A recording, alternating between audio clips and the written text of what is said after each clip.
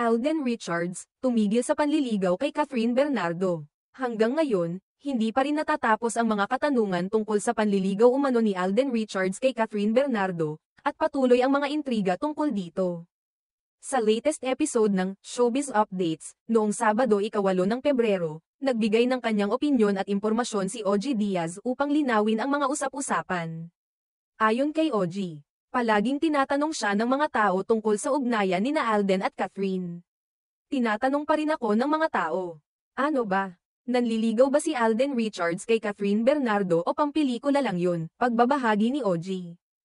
Ipinahayag niya na ang mga naririnig niyang impormasyon ay nagsasabing ang mga usap-usapan ay para lamang sa promo at hindi totoo. Paliwanag pa ni OG. Ang naririnig ko lang naman na for promo lang daw. Hindi naman daw totoo. Ayon kay OG, isang tao rin na nagbigay ng opinyon ukol sa issue ay si Ate Christy Fermin, na nagbanggit sa kanyang show na, Showbiz Now na may mga bagay na hindi pa alam ng publiko. Aniya, lihim o hindi alam ng iba na nag-uusap daw privately si Daniel Padilla at si Catherine Bernardo para ayusin ang sagot or whatever. Ang pahayag ni Christy ay nagbigay pa ng dagdag na katanungan sa issue, na nagpatuloy ang mga intrigang bumabalot kay Catherine at sa kanyang mga kasamahan sa industriya. Napag-usapan din ni OG at ng kanyang co-host na si Mama Loy ang posibleng tanong na bumangon mula sa pahayag na ito. Tanong ni Mama Loy, so nanliligaw ulit si Daniel Padilla kay Catherine?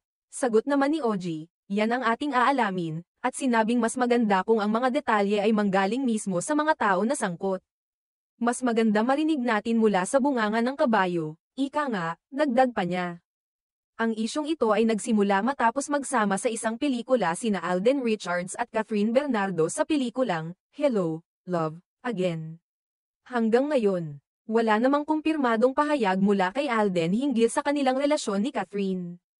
Ipinahayag lamang niya na mas naging komportable sila sa isa't isa matapos nilang magkasama sa nasabing proyekto.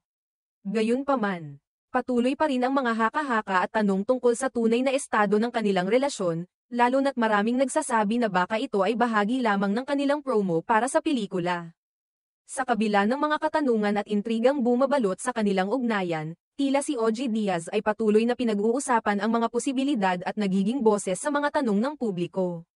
Ayon sa kanya, sana ay makuha na ang sagot mula sa mga mismong taong sangkot upang matuldukan na ang mga usap-usapan at matanggal ang mga intriga.